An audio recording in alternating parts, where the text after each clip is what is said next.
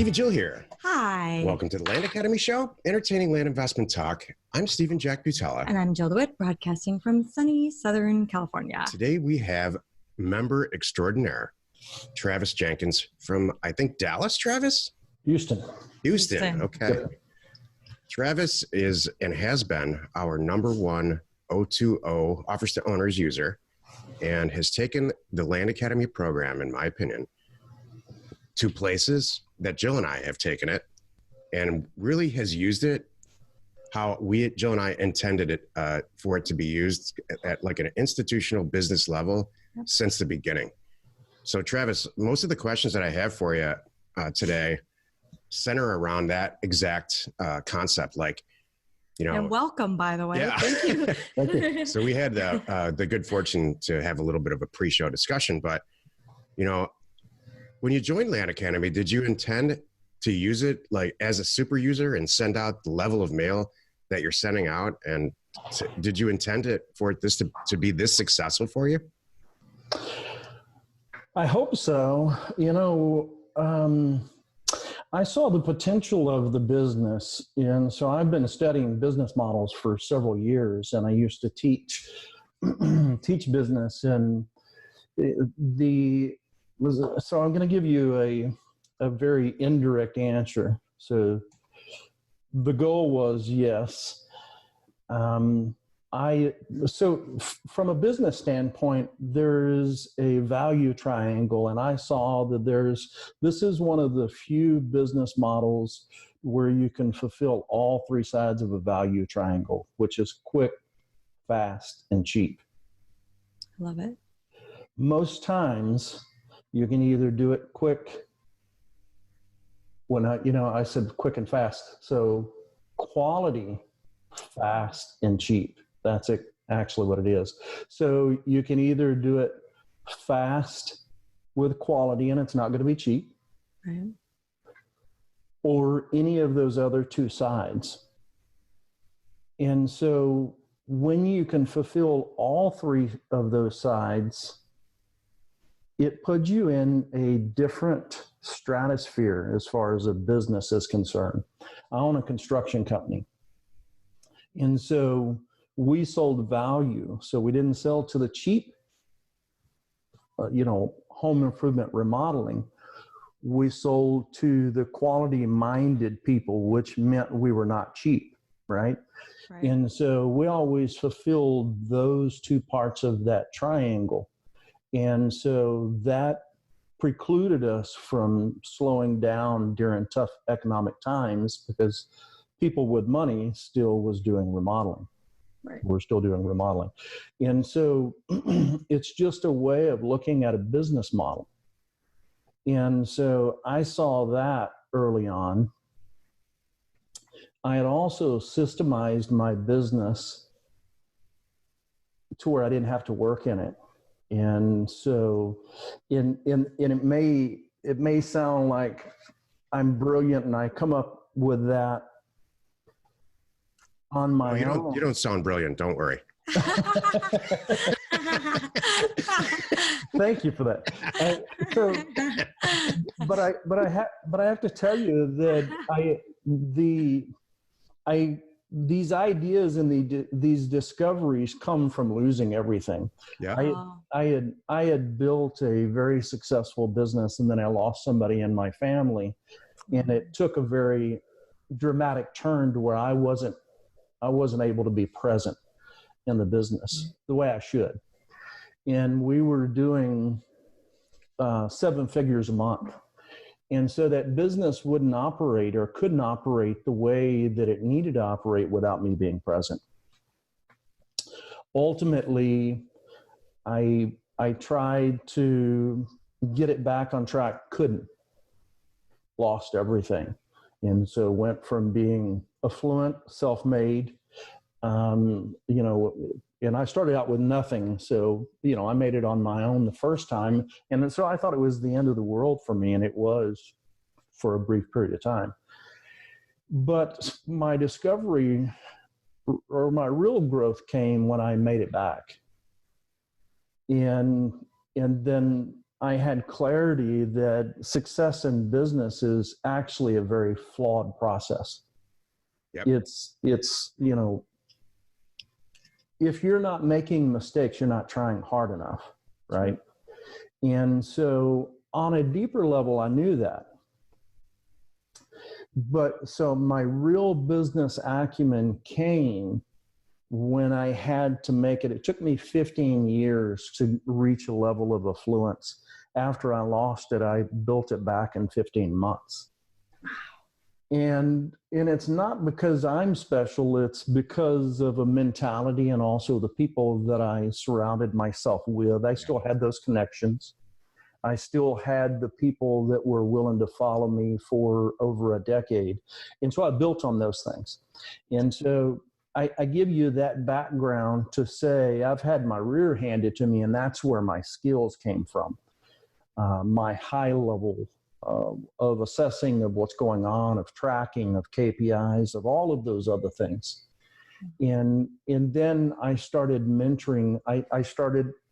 I built back a multi-million-dollar business, and I built another one after that. And then I started mentoring business owners because I really come to the conclusion that I only fit around other business people. Right. Yeah. If someone's not a business owner, they typically bore me because they have nothing to say that interests me. It's such a different mindset, especially if they're high up in a corporation. It just takes a totally different view of how things go. Right. Mm-hmm. Right. And so, I didn't agree with the victimhood mindset. I don't agree with, thank God it's Friday. I don't, so practically anything they say is absurd to me. Right. And so I just started mentoring people, and I thought, well, I love helping business owners. And then I started mentoring high level business owners. And that's kind of how I've got to a point to where I moved from working in the business, working on the business. Right. And so that freedom to not work in the business anymore. Right. One day I just said, I had the nicest office. I said, take my office. And my wife at the time was like, what? I said, take my office. I don't need it anymore. Yeah. Yeah. And I just quit coming in. Mm-hmm. And so, and through systemization, right. I just had an awakening to where I was there, and people asked me questions because I was there. Right. And so I just systemized everything. I started writing out flow charts. This is how we turn the lights on. This is how we open the shop in the morning. This is how we do this. And so, and for a little while, people would call and ask me, and I'd say, well, look at the SOP. Look at the SOP. We have 9 lines of revenue right now. And I came to the realization about a year ago that when I show up in the office, I think we make less money and we're less effective. And I just wasn't providing operations value anymore. So now I run what we call, or what I call anyway, like the think tank. I'm 3 or 4 or 5 months out front with these new products. Mm-hmm. And I agree with you on a personal note. This is the 3rd time for me personally getting wealthy, and the first time was just terrible that, I didn't lose it all, but I'll tell you, it took a punch to the gut. The second time I knew I could get back on my feet again. But that first time that happens to you, that'll make a man out of you. Mm-hmm. And so it's a tough thing to go through, but it was necessary for me too, for some reason. Yeah. I don't know. I guess I'm not sure why, but I totally identify with what you're saying. Mm-hmm. I think it's the end of the world. I mean, because your identity's wrapped up in it, Right. In order to be really, really good at it, you need to take it personal. So people say, it's not personal. No, it is personal. Yeah. It is personal. I eat, breathe, and sleep this stuff. So do we. Mm-hmm. And so, the acumen level has to be there. And so, acumen normally doesn't come without you getting your rear kicked. Right. And so how many properties are you buying? Like, can you give us some raw numbers? Like how much mail are you sending out a month? How many properties are you buying? What's a typical deal look for you? And then where do you see it all in 6 months? Because I know how fast you're growing. Well, so yeah, I'll throw around some numbers here. I try to track as many things as possible. We did a little over 22,000 mailings in the month of August. I didn't know that we were the number one over there with OTO. That's good to know. Mm-hmm. We've done 124,000 mail outs. I don't really track the response rate. I do in every other type business, and I don't in this one because the sales lead gets better on the acquisition side, gets better with time. Right. And so that it's always improving. The ROI on mailing is off the charts, so there's no need for me to worry about that. Right.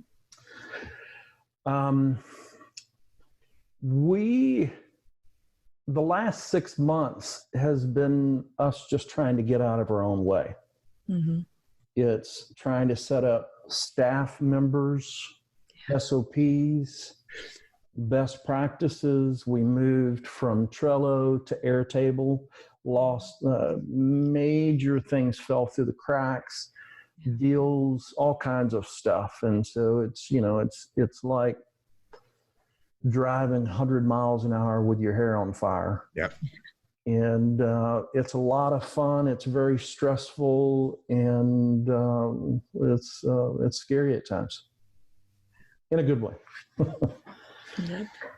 So I find, we, Jill and I, once the mail goes out, and this happens every month, mm-hmm. we get some deals back in. Some of them rise to the top because they're so amazing, right, that we forget about tracking the statistics.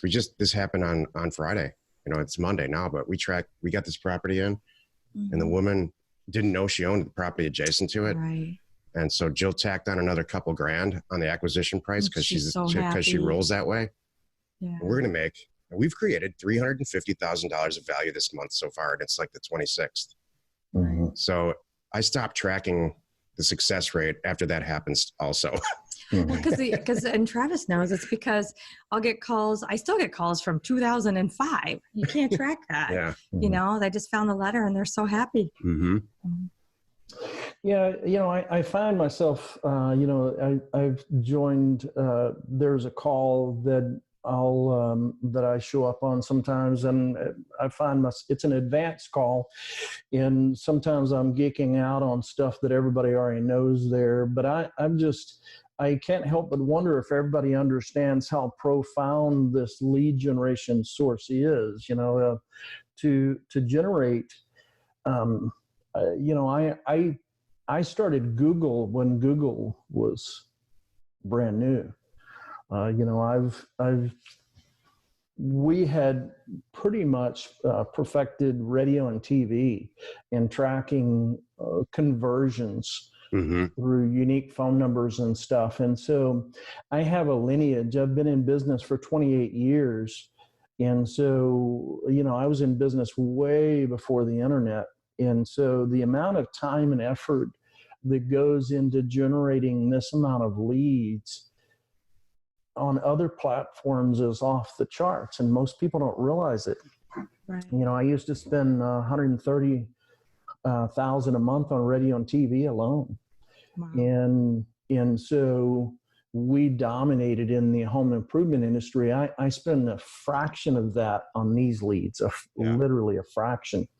And those leads are very fickle. They start going bad. They're like fruit. I mentioned this to you guys. They have the lifespan of, a day or two. And if you don't get a hold of them. And so, we're very focused on getting back with these people, asking the questions, all of those things. And so you don't have those barriers in this business. And that's a very, very big deal. So this business allows people with a lower level of business acumen to get into it. Right? That's a great point. What I love mm-hmm. about this business model is that, as a teenager in my early 20s, I was always around manufacturing. which is such a fixed cost oriented business. You got to plow in so much dough before you even get off the ground at all. And what I love about this business is it's almost 100% variable costs. So if for whatever reason, you don't want to send some mail out next month and you don't want to buy some real estate next month, let's say you want to go to Tahiti, I don't care.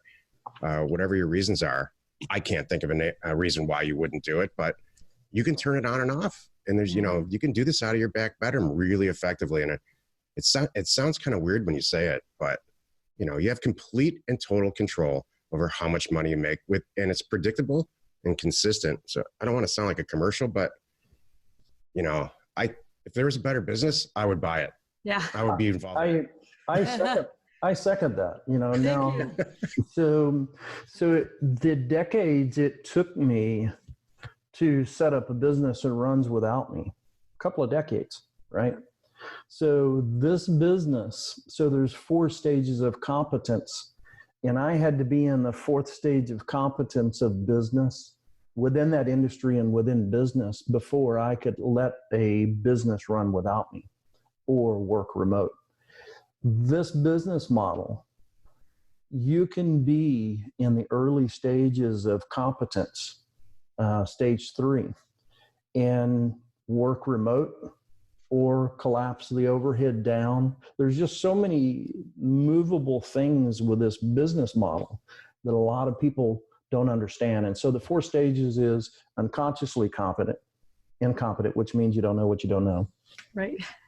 Consciously incompetent, and I'm sure you guys know this already, is you now know what it is you don't know. Stage 3 is unconsciously competent, and you know how to do something, you don't know how to teach it. And then stage 4 is consciously competent. You know how to do it and you know how to teach it.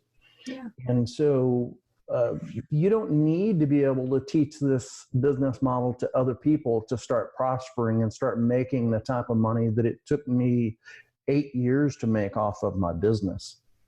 And so I could go on and on and on about the many different benefits of this business model, but I completely agree with you that there's just not anything out there that can hold a candle to it. Yeah. And so that's one of the reasons why I saw it for what it was early on. Just like I saw Google coming. I was on an airplane and I read about it in a magazine, and as soon as I landed, I called my wife and I said, "You're not going to believe this. We can capture customers in the buying cycle. They have their wallets out." She's like, right. "Oh, that's great, hon." And I said, "No, you don't understand." And so I had my laptop and I set up a campaign. And so we had tracking numbers back then. We use a specific phone number, and that would tell me where that lead came from. The next day I had 2 leads from Google. And I knew, and this was that type of thing. When I saw the business model, I saw the potential there for what could happen. Bless you. Thank you. So I completely agree with you. It's not a commercial. It's a fact. It's true. I have business epiphanies all the time, and I charge into whatever room Jill's in. That's true. And I explain it just like that. And she says, "That's great. Why don't you just crack open a beer and sit down and calm down and try not to have a heart attack, because it's going to happen again in 2 hours from now." It's true. You need to start texting me with those ideas. Well, I will. Yes. I will tell him. Yeah, that, we should take it out on each other, Travis, instead of. Right. Exactly. Yeah, I get it. I get it. Mm-hmm. And so you need somebody to disappear off the end with those things. Is my strength and weakness is I'm myopic at times. I will drill into something and I will stay on it. And I'm a right brainer, so I train myself to do that. Most right brainers don't want to do things like that. Mm-hmm. And so, I completely understand where you're coming from. We're getting back to your question earlier. We're stabilizing at right around 150 a month in revenue. We're very, very close to jumping to those next levels of 250, 350 a month. Awesome. I fully expect, and I've told you this before, I expect that we'll be at $1 million a month. Yeah. hopefully within the next 6 to 8 months. Love it. Again, there's no throughput issues in my construction company. If we sold $5 million worth of, or 2 million tomorrow, I couldn't produce 1 million tomorrow, right, or 2 million or 5 million. I can sell 1 million or 2 million tomorrow without having a crew of 40, right? Yeah. And so there's no throughput issues. That's another benefit of that business model. And so it's very easy to scale as long as you are willing to ante. And part of the ante is sending mail. Yeah.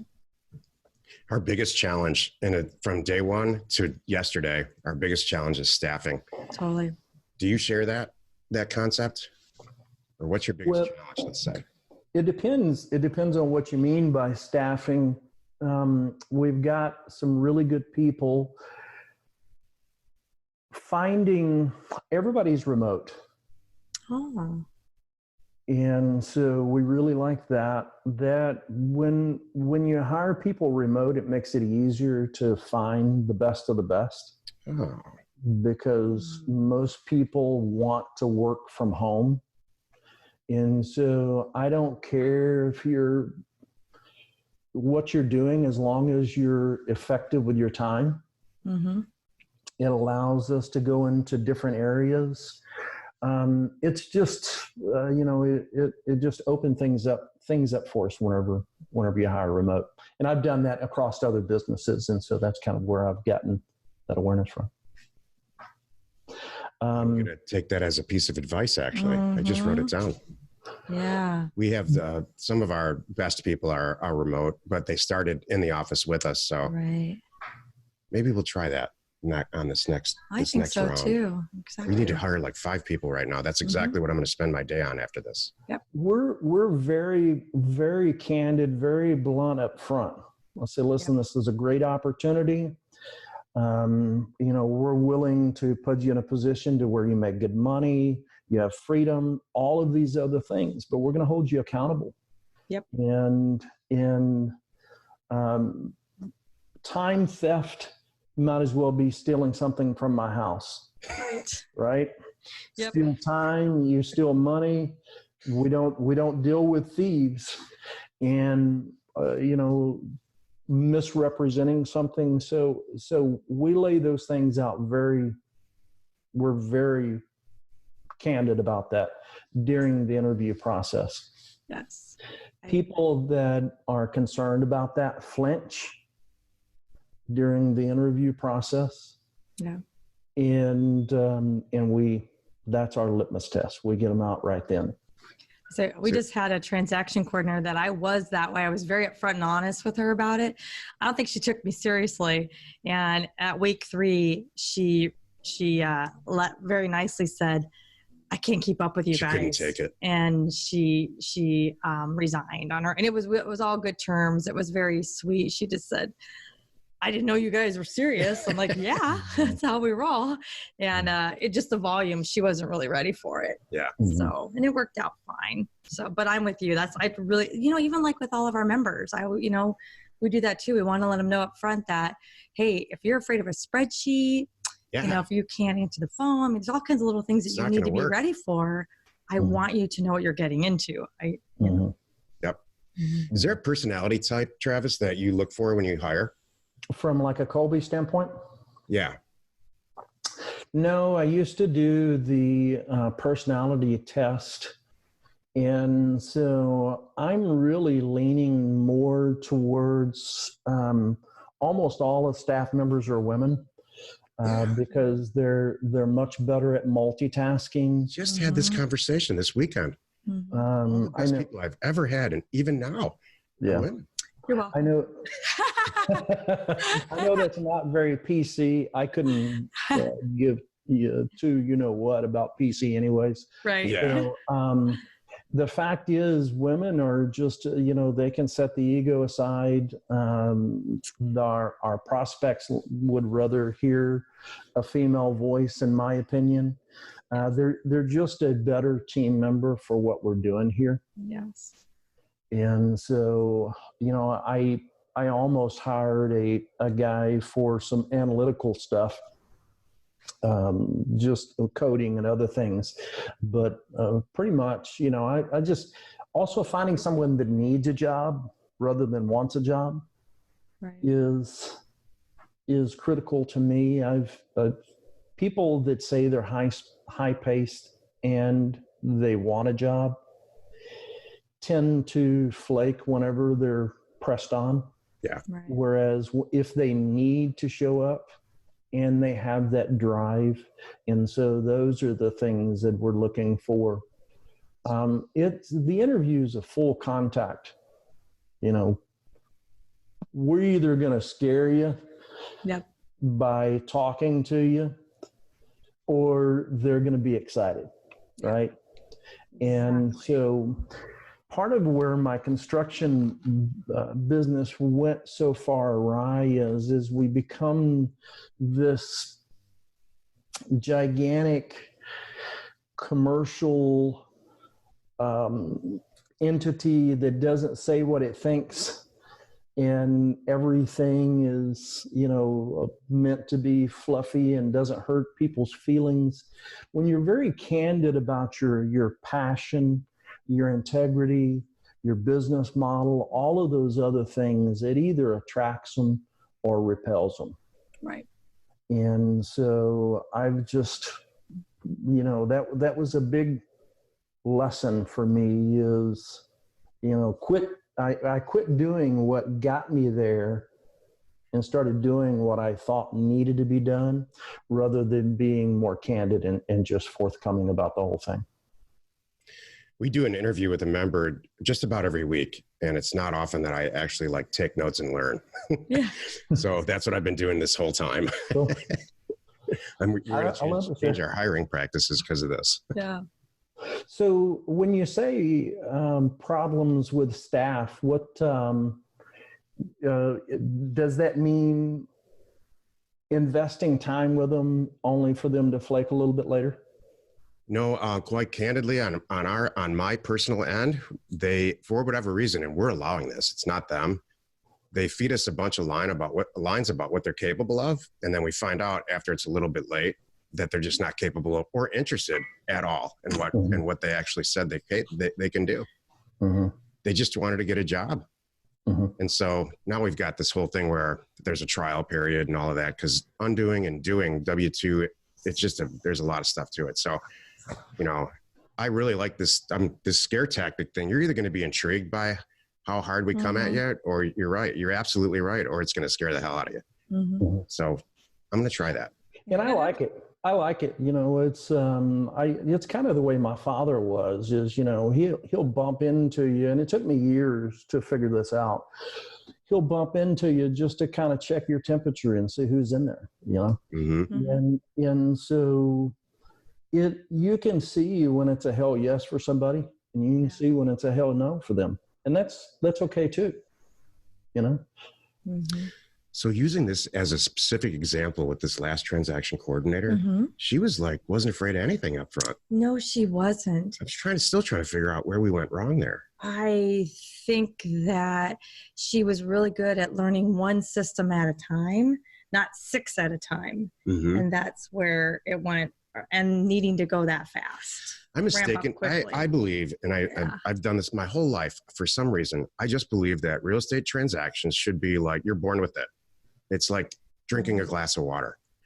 And so when I met Jill, I never explained anything to her. I think I really this first day, she just, I don't know, this is before YouTube and stuff. Yeah. And I just think everybody's innately like that, and it's just not the case at all. I know. People are used to a high level of training, and that just annoys the hell out of me, quite honestly. Well, so I think what you're referring to is Jill's just naturally inquisitive, right? Yeah. And so, and I think that's part of the formula of success. I'm naturally inquisitive. I want to know why. That's what Google is. I don't have an agenda. I don't need, I'm not trying to make a fake relationship with somebody over here. Why do you park like that? Why do you do that? Do you always order that? And so you're just naturally inquisitive, right?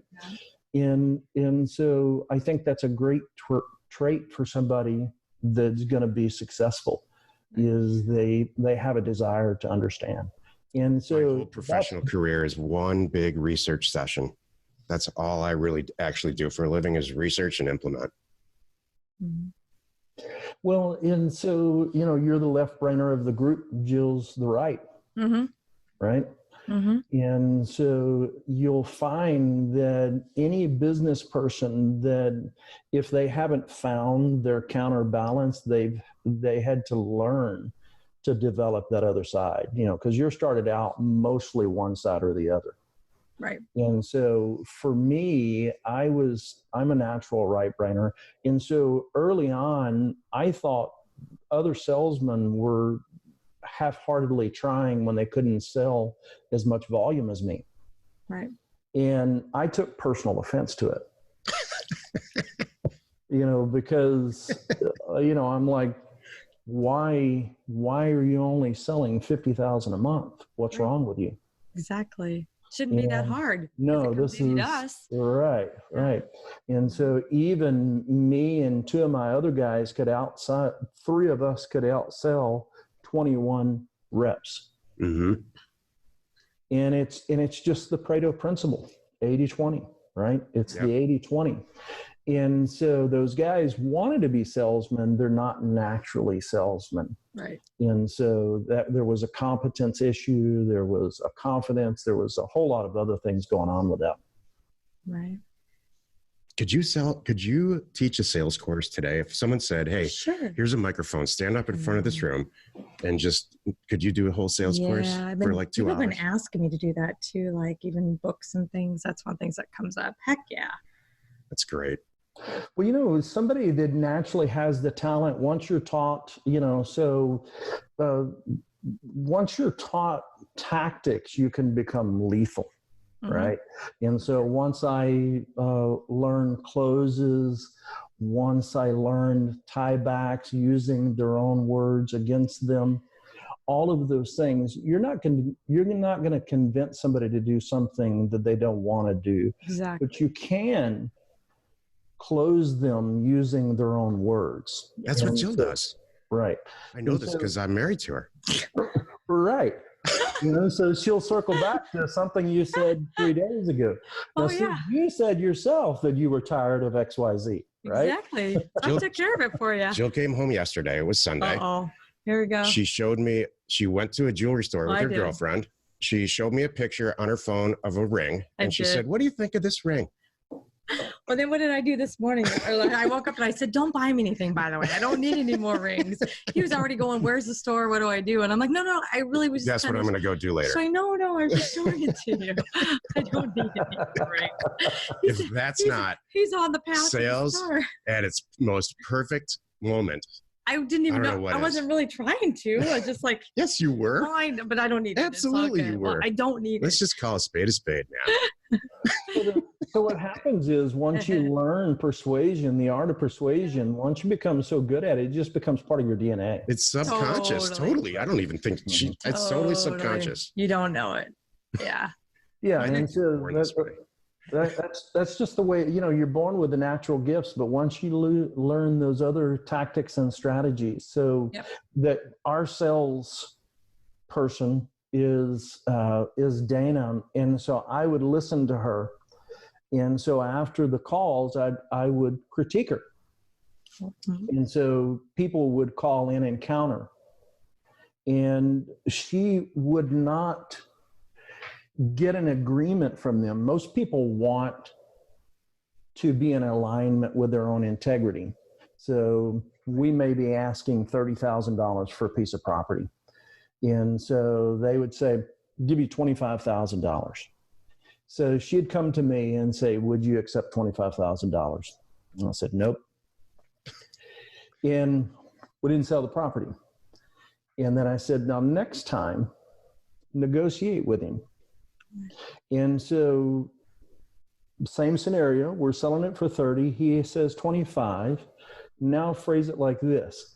Say, I can't do 25, but if I go to Travis and I get him to agree to 28, do I have a deal with you today? He thinks about it. Yes. Okay, now I'm going to put myself on the line for you here. Right. Let me go do that. So now he's given buy-in to his offer. And so that is a way that you tie him back to his own word, right? Now, when you call him back, if he isn't ready to pay that $28,000, then she's been empowered to say, now, wait a minute, David. You told me that you were willing to pay $28,000. I went and put myself on the line, got an agreement to this. And so normally you don't even have to do that. You know, you just call back, or she calls back and says, good news, you're approved. How do you want to pay? Right? You're approved. I like it. You're approved. Right. And so she's basically went to bat for him. If you don't do that, people will flake on you. They'll say, okay, thank you for letting me know that. But you can hold them accountable for their words. And so I hear people, you know, and I've heard on some of the calls, and I even forget the context it was in, that I think there's a misperception that people believe that sales strategies can convince someone to buy. Sales strategies don't convince someone to buy, it compels them to buy, right? They were already going to buy. They're going to buy from somebody. That's right. Exactly. Your tactic has compelled them to buy from you, right?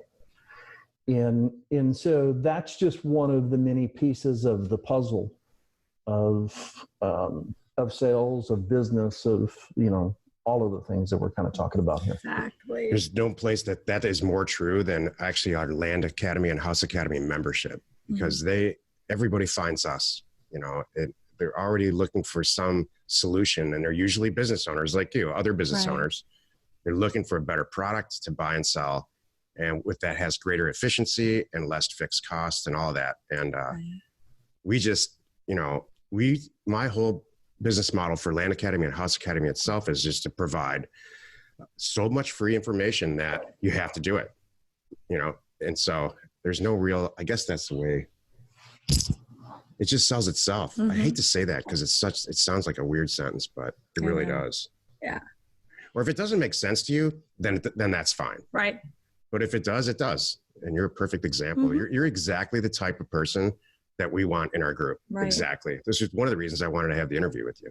Yeah. Well, I think people either are going to get it or they're not. Exactly. They're, you know, it's just end of story. That's it. That's what my team does. It's just finding out, is this a good fit for them or not? Because if it's not a good fit, you know, then I don't want to undo anything in 6 months or 2 months or whatever it is. And I don't want them unhappy. So let's just not do it.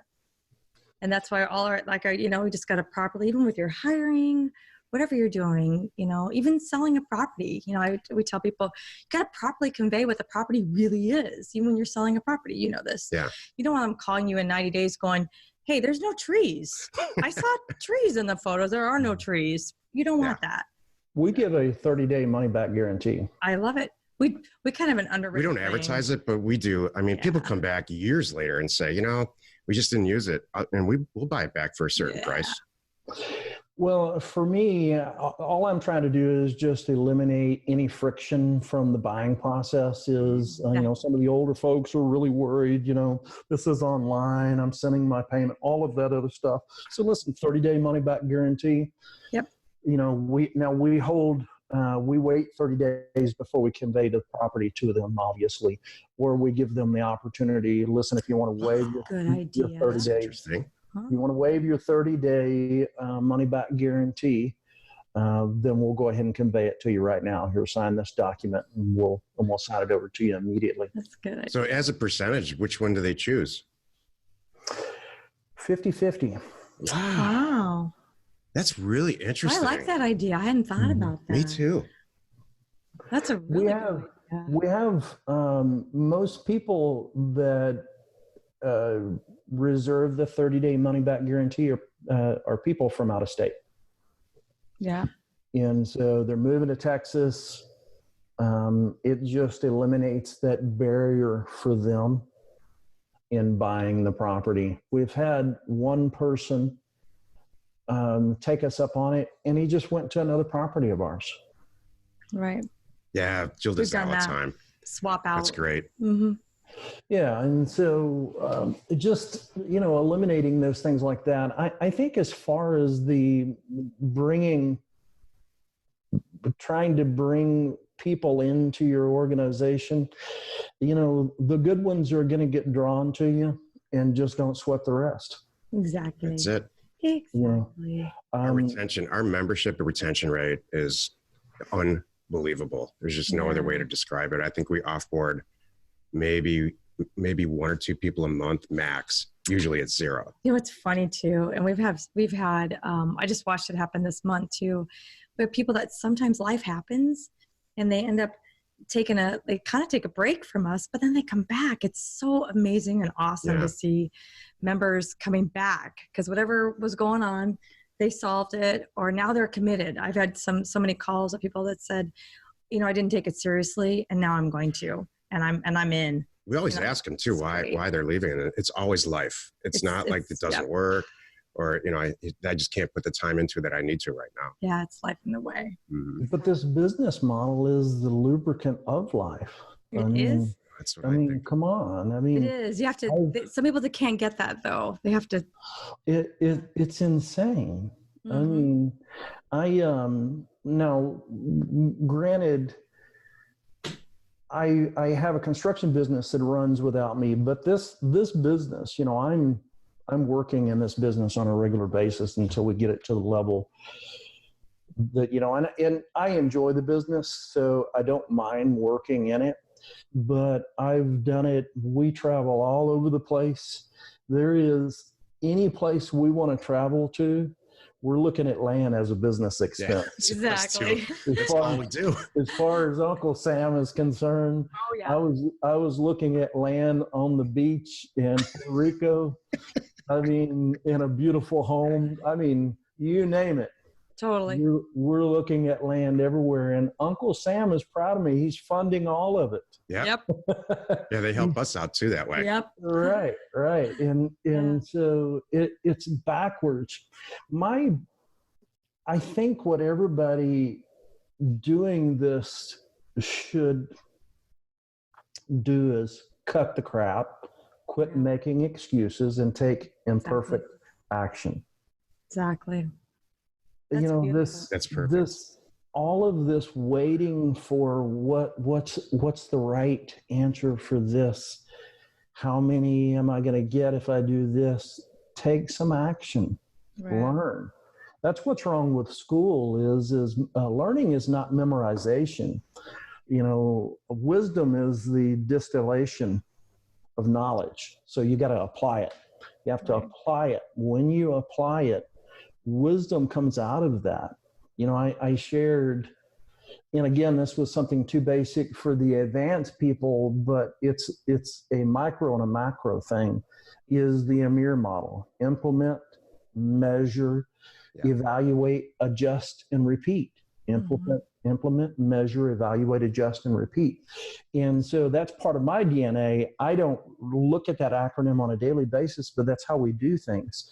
The micro creates the macro, right? And so start doing those little things. Anything else other than that is just nonsense. That's awesome. That's outstanding advice, actually, for anybody who's thinking about getting into this or who's been in it and is not seeing the results that they want. Because we have a lot of questions like that. We used to do this program called Adizero, and you just answered the question completely. Mm-hmm. That's awesome. I told you before, I think this could be $1 billion business. Yep. Oh yeah. We're in the process of, we're talking to several private equity groups right now. We're going to start with $100 million. I'm not exactly sure how we're going to structure it, whether it's debt or equity. And we're going to do a whole program with houses specifically. Try to turn $100 million every 90 days, which we're using our own money now. And a couple of people in our group are funding some of the deals we do, but we're turning, I don't know what the limit is. Let's just put it that way. I'm not sure there is a limit. At the moment, we're only limited by the people that are turning our deals. It's not the deals themselves. It's the actual transaction coordination. That is our bottleneck, but just staffing. Yep. So the agents, so we call them agents, and the agent handles the lead all the way up to the point of acquisition.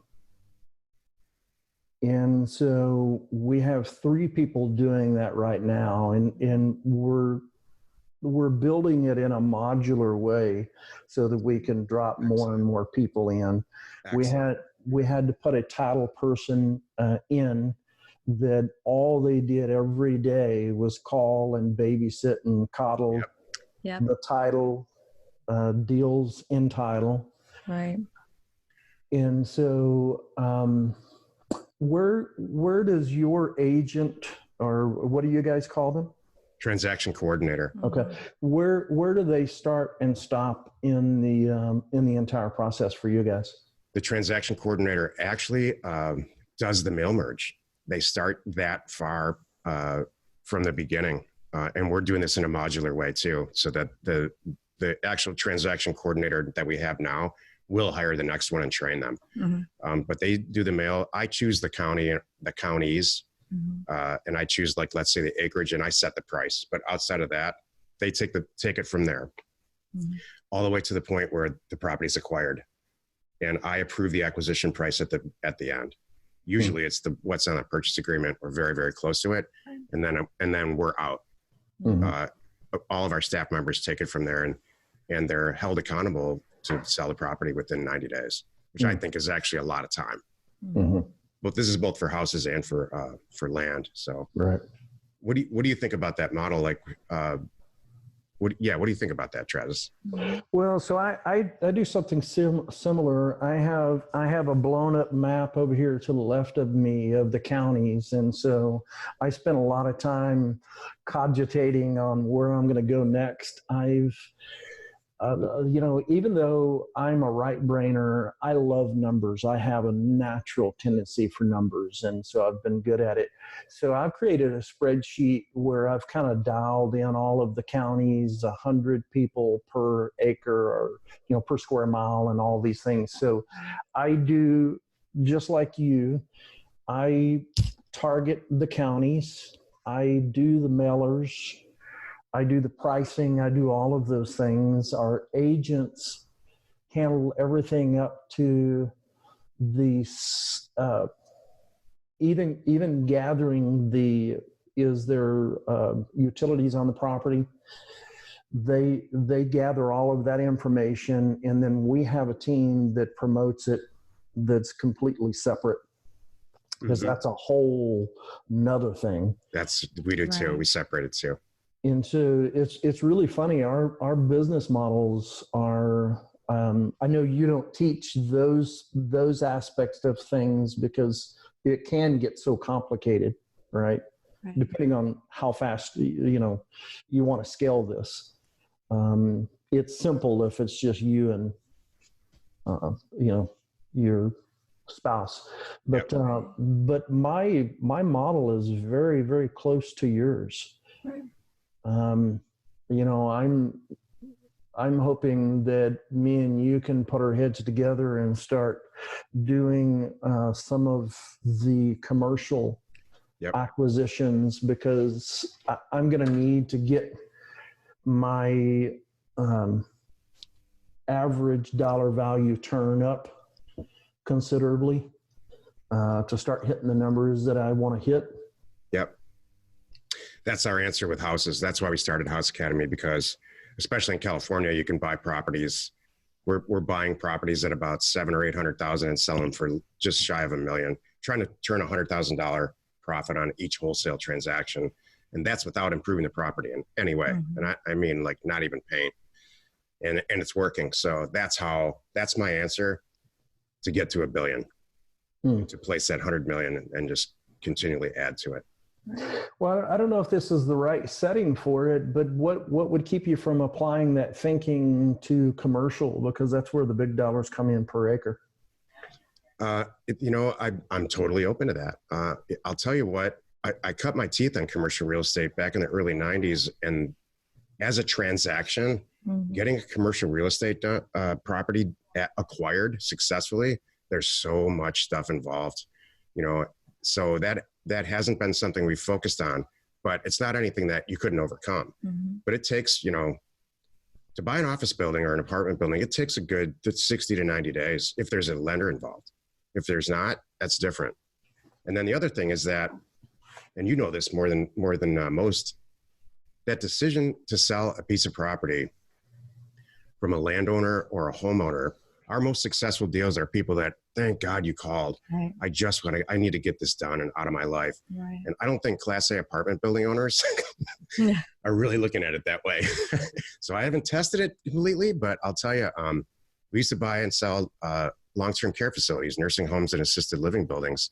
And I don't ever recall someone saying, wow, thanks for calling. I really do need to sell my skilled nursing facility today. Right. But none of this stuff, you can overcome it all, you know. Well, but so what if we put a finer point on it and we went after unimproved raw commercial acreage? I love it. I love that we have deals like that in our inventory right now. And they are, from a dollars and from an ROI standpoint, our top performers, commercial land. Right. Mm-hmm. Because the property that one single superstar we have right now was that exact thing. Exactly. We bought it from someone who was just like, you know what? I'm done with this. That's it. It's true. So yeah, I'd love to do some kind of commercial land venture and seek it out. We're doing a smaller version of it with Mike Marshall in our group right now in Los Angeles. So. Well, that's more of what I'm talking about. I think other opportunities are going to open up with the apartments with accelerated depreciation. There's a reason for businesses to move something out of their inventory and into another inventory. And that's a whole nother conversation. That's a whole nother business cycle, buying cycle, all of those other things. But just taking a page out of what we're doing, I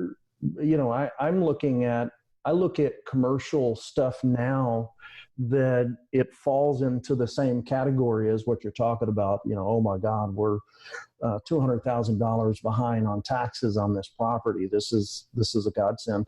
So I think those are the ones that we could, whether it's they're behind on taxes or whether they want to sell it or whatever. Right now, we're getting those properties just coincidentally. Yeah. Whereas we could be more strategic. Exactly. Right. About where those are. And with our acumen is just we amaze ourselves when we go back 4 months from what we were doing 4 months ago. Yeah. Because I'm looking at Dana like, why are we buying this thing? Right. Yeah, we do the same thing. Exactly. Yeah. Now it's beneath us. What the heck? Yeah. How did this get in? How did this get in here? And so, we're seeing new things, we constantly are talking about these different levels, and then I'm thinking on new levels of mailers, of ways to go in, and there are untapped markets all over the place. Exactly. We call them lines of business. We're constantly opening lines of business. My personal goal is to open a new line of revenue every month until we get to a certain financial goal we have. Right. And we're on track. It's working. Exactly. So if we took the same thought process and went after very targeted commercial property, there shouldn't be any reason that we couldn't generate many, many millions of dollars a month doing I agree. Just that alone. Right? Last time I checked, we have the data. We have the data and the capital and all of it. So, we should just send a mailer out together, you and I. That's what I think, and just see what comes back. Perfect. I think I'd love to do that, like high-end commercial property, like urban commercial property. Right. Right. And, you know, we're regularly moving into more and more high-end areas. I'm unfazed by nasty letters or comments. We get a tickle out of it. You know, Dana still reads some of them. I'm like, why are you doing that? It's a waste of time. You know, all I want to know is, do you want to sell? We accidentally hit an oil and gas area in eastern New Mexico in this last mailer. And it's funny. So, I mean, one guy said to Jill in a very lighthearted way, the amount that you're offering for my 20-acre property wouldn't cover the cost of the porta potties we have on the property right now. It was so awesome. That's how I know I priced it right. Yeah. Exactly. It doesn't offend me at all. You know, as a matter of fact, if people don't squawk enough, I'm concerned. Right. Right. You know, I'm concerned. Unfortunately, man, we're out of time, but I will, I'll put a little sheet, I'll put like a basic term sheet together and get it over to you on email. And maybe we should send a mailer out together. I think it'd be a lot of fun. I think we have a lot to offer each other at the level where we are. Mm-hmm. Okay. Yeah, awesome. I agree with you. Yeah. So, and we need to kind of flesh that idea out. Yeah.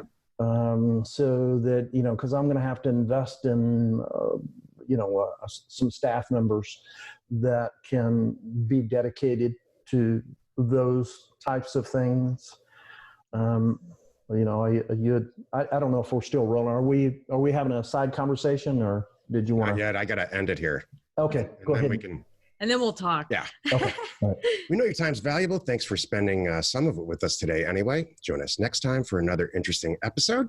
And we answer your questions posted on our online community found at landinvestors.com. It is free. You are not alone in your real estate ambition.